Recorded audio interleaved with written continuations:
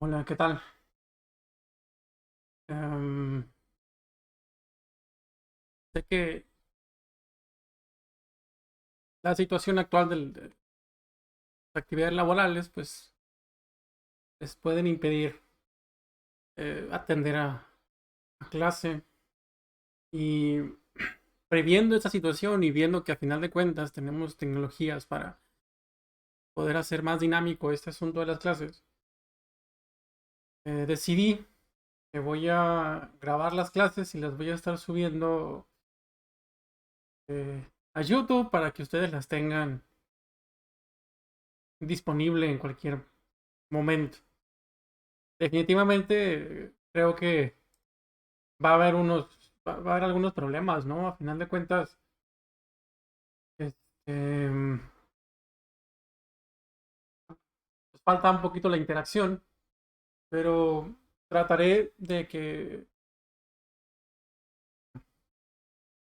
conforme vayamos avanzando, reservar algunos días para que podamos mm, resolver algunas dudas si pudieran existir, ¿no? Entonces, muy bien, vamos a trabajar con este asunto de los modelos. Entonces voy a comenzar, voy a tratar de dividir las sesiones en sesiones un poquito más pequeñas para que no se vuelvan principalmente demasiado pesadas para subirlas a una plataforma como YouTube. Y bueno, pues vamos a hacer eso, ¿no? Y por ahí creo que le puse cámara para que sepan con quién, no nos sientan que nada más hay una persona ahí atrás. Aunque creo que eso lo va a hacer más pesado. Pero ya lo reconsideraré si sigo con este asunto de la cámara o no en el siguiente video. Ok. Entonces yo les había dicho que una de las principales implementaciones, rollo de de la simulación, pues era crear mocks, ¿no? O modelos computacionales, digo, a final de cuentas esa es la palabra correcta, ¿no? Modelos computacionales. Y les había dicho que sería ingenuo creer que los modelos de simulación actuales pues se utilizan a través de técnicas tradicionales o manuales, ¿no? No alcanzaría con las tecnologías que tenemos actualmente para resolver problemáticas, eh, cuando menos reales, ¿no? Aplicables. Y que, pues al final de cuentas, al ser sistemas que están modelados a través de computadoras, pues estamos un poquito comprometidos a entender el funcionamiento de las mismas. O cuando menos entender la parte básica del comportamiento, ¿no? Voy a, creo que mi cámara estorba. Darla,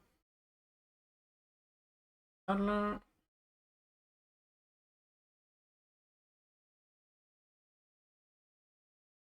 Perfecto. Ya no estorba ahí la cámara. Se ve bien la pantalla, ¿no? Ok. Entonces, digamos que las personas de la parte de computación, pues de cierta manera están acostumbrados al término esto de MOOCs, ¿no? Es modelos computacionales.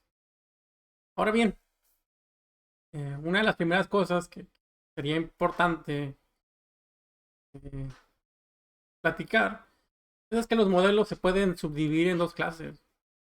Pueden ser concurrentes o pueden ser secuenciales. Entonces, primero vamos a explorar la parte de los modelos concurrentes. Concurrentes. La palabra concurrente en el término de sistemas, pues se refiere a la cantidad de tareas que pueden ocurrir al mismo tiempo, que pueden ocurrir simultáneamente. Pues esa es la terminología que se estaría aplicando para este tipo de situaciones, ¿no? ¿Por qué? Pues porque de alguna manera la computadora, o dentro de los paradigmas de la computación o del análisis y modelado a través de computación, de sistemas computacionales, este, pues pudiera contemplar este tipo de cosas. Que en la vida real, pues no tendría mucho sentido, pero pues a final de cuentas estamos considerando un sistema de simulación basado en modelo computacional, ¿no? Ok, entonces vamos a proseguir, ¿no? Entonces, de los modelos concurrentes o los modelos que pueden ocurrir simultáneamente, yo pudiera tener modelos de tipo temporal. ¿Cuál es la palabra? Se me fue la palabra. Tipo temporal. O de tipo no temporal, ¿no?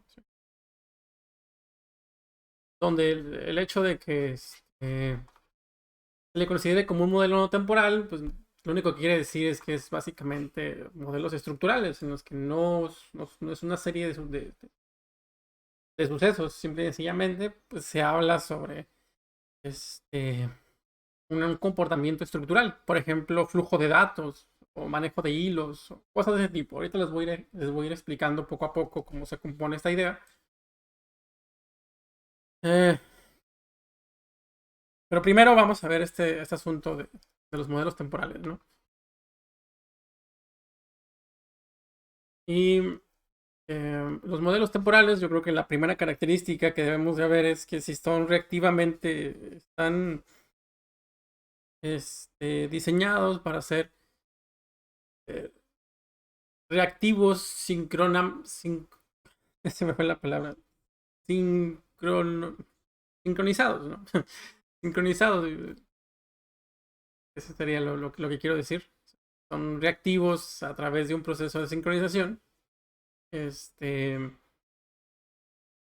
y esto quiere decir que, bueno, pues es una tarea que está consecutiva a otra y se va desempeñando, digamos, de una manera ordenada, ¿no? Lo que les platicaba en una clase anterior, que les decía, bueno, hay, hay comportamientos que por su naturaleza, pues estoy forzosamente atado a ellos, ¿no? O sea, eh, bajo sus propias restricciones, les decía yo, ¿no? Por ejemplo, A es igual a, no sé, B más C, ¿no? Y les digo que C es igual a D más A. Entonces, yo no puedo hacer esta operación sin que esta termine. ¿Y eso qué quiere decir? Bueno, hay sistemas o hay modelos o hay comportamientos, ya sea físicos o computacionales, que observan esta lógica, ¿no? Entonces, hablando, por ejemplo, de una línea de producción, pues de nada te serviría que tú quisieras de alguna manera paralelizar un proceso. Eh, sí son este, dependientes, como en este caso. Y lo mismo va a ocurrir dentro de los modelos, ¿no? Cuando estamos trabajando en arena, pues hay que tomar en consideración eso. Que a final de cuentas, cuando se crea una cola, y la cola está definida por algunas de esas características tradicionales, como son el FIFO, el LIFO y esas otras técnicas que ustedes ya conocen, pues de nada serviría hacer la estructura, ¿no? A final de cuentas obedecería la misma lógica, el orden lógico de las, de los vectores o de los arreglos, filas o colas, como le quieran llamar, ¿no? Bueno, entonces a eso se refiere, ¿no? Primero tengo que ver si los sistemas están sincronizados reactivamente, ¿no? Entonces voy a pensar que están sincronizados de manera reactiva. Y obviamente, pues si hay sistemas que se encuentran sincronizadas de manera reactiva, pues entonces debería haber sistemas que son discretos, ¿no? Son sistemas discretos. ¿Qué quiere decir con que sea un sistema discreto? Sistemas discretos y sistemas continuos. Un sistema discreto, creo que perfectamente ustedes ubican definición de un sistema discreto, pero si no, pues lo hacemos rápidamente, ¿no? Una función continua en el tiempo es una función que no tiene cortes. Tiene cortes. Es un proceso que digamos, casi analógico, ¿no? Bueno, una analogía sería decir que es analógico en el sentido eh, en el sentido de señales digitales, ¿no? No puede ser señales digitales, pues una señal digital es completamente discretizada, ¿no? En el sentido de las señales. Es una señal que es analógica, que no tiene cortes en el tiempo y que es continua de un punto a otro, ¿no? Una señal o un comportamiento discreto es aquel en el cual se hacen mediciones exactas, se toman medidas solamente cada cierto tiempo, ¿no? O cada cierto periodo. Entonces, en lugar de tener la información de manera continua, la tienes discretizada en el tiempo. Tienes discretizada en el tiempo, tienes el mismo comportamiento, solo que pues, estás haciendo un análisis de forma discreta. Y bueno, pues eso que tiene que ver con lo que estamos viendo, pues que puede haber sistemas que sean temporales, que sean discretos o que sean continuos, dependiendo de su caracterización. Por ejemplo, este que está aquí, este ejemplo que ya tenemos y resuelto, pues a final de cuentas sería un sistema que forzosamente debería ser continuo, ¿no? No se pudiera discretizar en el tiempo. ¿Hay otros procesos que sí se pueden discretizar en el tiempo? Sí, sí, sí. Pues hay procesos que pueden ocurrir de manera concurrente y al final de cuentas obtener una respuesta, ¿no?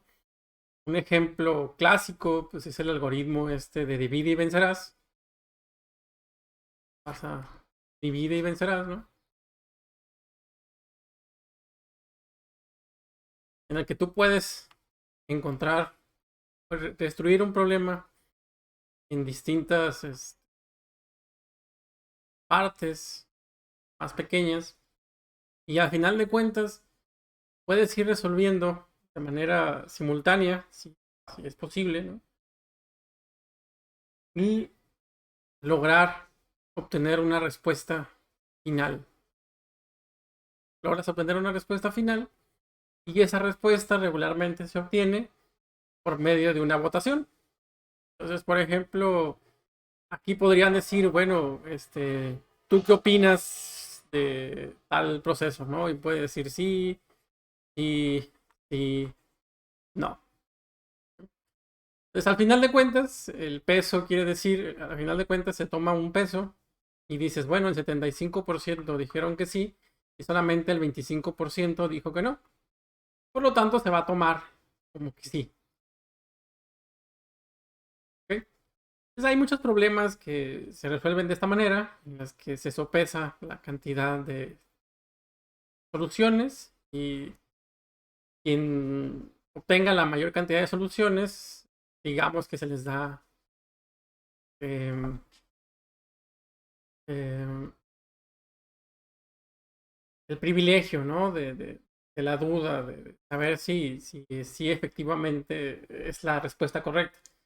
¿Por qué lo digo de esa manera y por qué no afirmo? Porque en todos los sistemas va a haber errores. Entonces, pudiera yo tener un margen de error muy pequeño, pero al final de cuentas va a haber un error. ¿Ok? Entonces, digamos que esa es una forma clásica de resolver votaciones cuando hablas de un sistema computacional, ¿no? El algoritmo es muy, muy famoso y sé que lo conocen y se utiliza para muchas otras áreas. De hecho, es de otra área y se fue acoplando a las técnicas de computación, ¿no? Eh, corrijo eso que digo, no es de computación, sino que se acopló a la parte esta de los modelos computacionales. Y lo seguimos utilizando como parte de las herramientas y es muy, muy eficiente. Pero bueno, a final de cuentas solo quería darles un ejemplo de un sistema discreto, ¿no? En el que tú puedes tener múltiples tareas ocurriendo al mismo tiempo y al final de cuentas tienes una respuesta. Ya hablando en términos más técnicos, hablando en términos más de ingeniería, pues podríamos pensar tranquilamente que esto podría ser una función como la función softmax, ¿no? Que se encarga de suavizar las salidas de un proceso y obtener los que tengan la mayor cantidad de probabilidad de ser la respuesta correcta.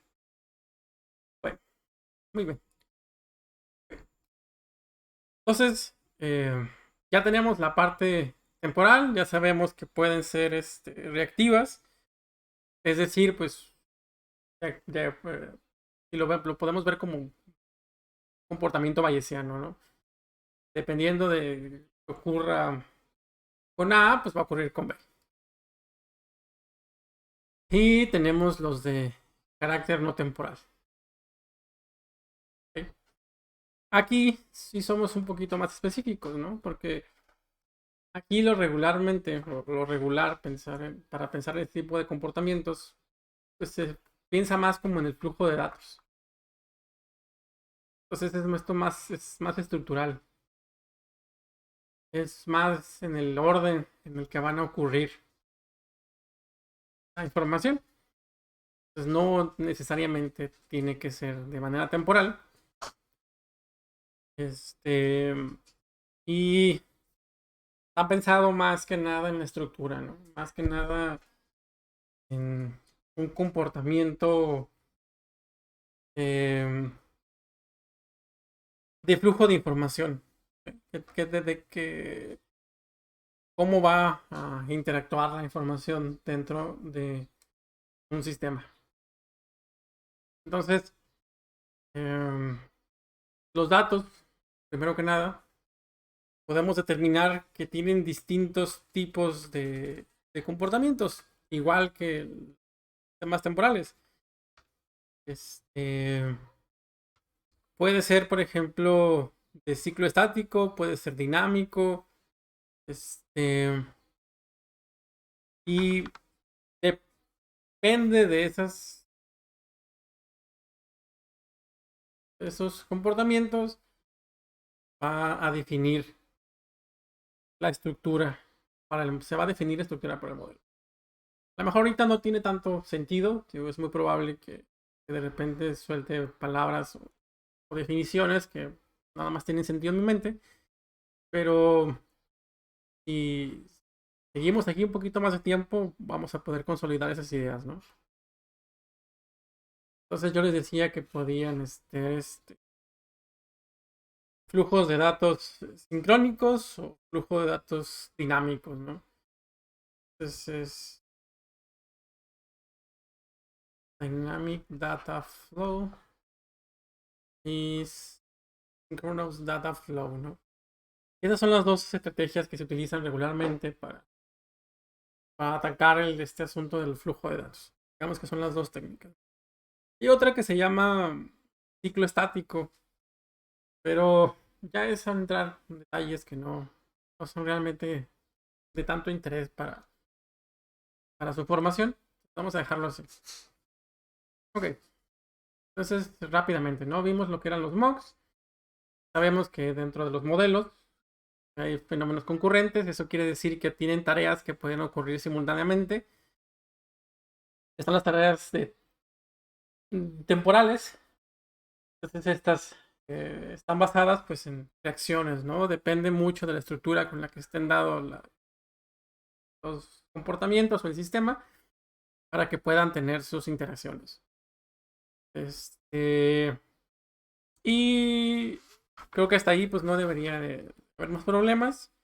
Digo, a final de cuentas podemos pensar que si es discreto o continuo, pero pues eso nada más es como una desambiguación, ¿no? No, para no quedarnos con la idea de que, de qué rayos es eso, ¿no? Lo importante aquí es ver que pues son procesos sincrónicos. Es tomar, por ejemplo, creo que es lo más adecuado, de que son sistemas que consideran el tiempo para avanzar. Mientras que los sistemas que no consideran el tiempo para avanzar, pues son flujo de datos. ¿Por qué? Pues porque en realidad no es un proceso como tal, sino que es una interacción de, de la dinámica de los datos. O sea, no, ¿cómo explicarlo? Ok, si tenemos un proceso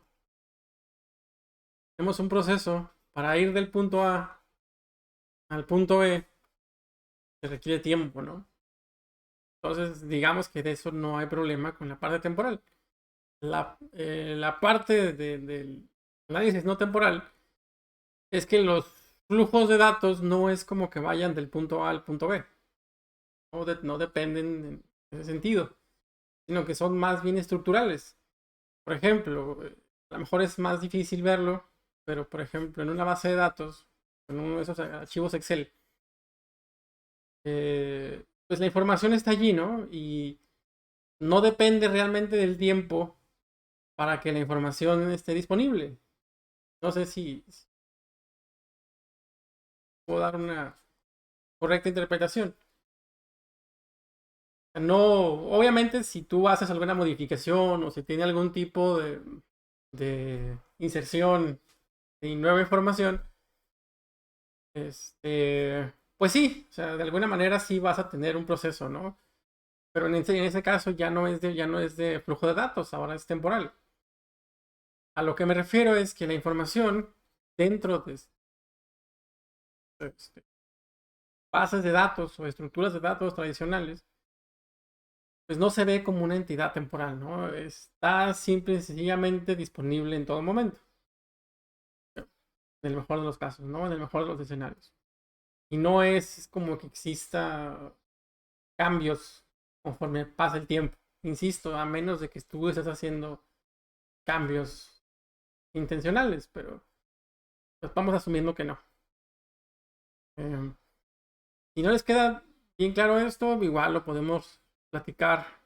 Pueden hacer la pregunta en el Classroom y con todo gusto trato de encontrar una mejor forma de explicar esos comportamientos, ¿no? A lo mejor encontrar alguna forma didáctica de hacerlo.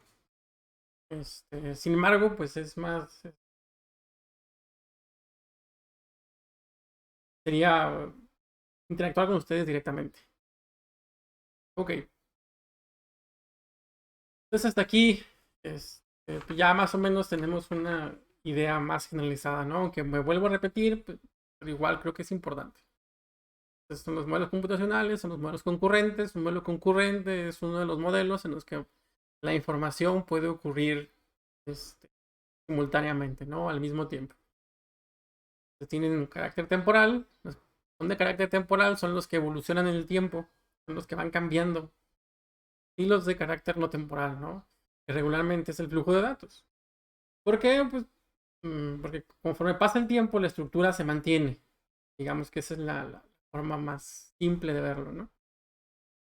Ok, profe, pero ¿qué pasa si haces cambios dentro de tus datos? Bueno, por una parte, sí, por una parte actualizaste la información, pero por otra parte tú no modificaste su estructura. Entonces, em, no sé si quede claro esa parte, ¿no? O sea, sí tiene más información, pero la estructura sigue siendo lo mismo. Sigue teniendo el mismo comportamiento en el tiempo. Entonces, no hay problema en ese sentido. Ok. Bueno, entonces esa es la parte de los concurrentes. Para que no se les haga tan pesado, voy a dejarlo aquí y ahorita comienzo con la parte de los secuenciales. Es un poco más corta, de hecho, mucho más corta.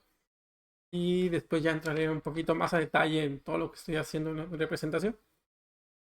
Porque entiendo que no pudiera de repente ser un poquito abstracto o enredoso la terminología, ¿no? Pero, pues, a final de cuentas, si tratamos de hacer o integrarnos a los sistemas de la cuarta revolución industrial, pues sabemos que es la integración de temas digitales, ¿no? A final de cuentas, eh, crear modelos e implementarlos para reducir la incertidumbre al momento de hacer una implementación. Y pues básicamente eso es simular. Entonces, a veces las personas perdemos de vista, se suele perder de vista que la simulación es un área completa de la ciencia.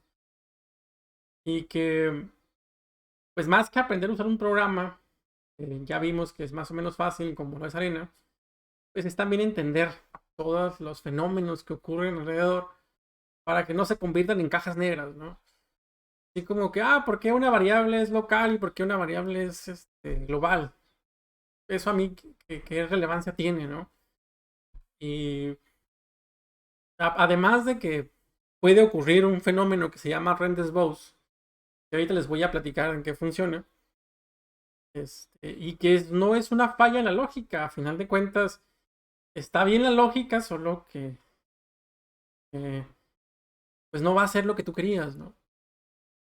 Entonces, ahorita les explico por qué es importante. Ok, les voy a eh, terminar esto y continuamos para que no se haga tan pesado el video.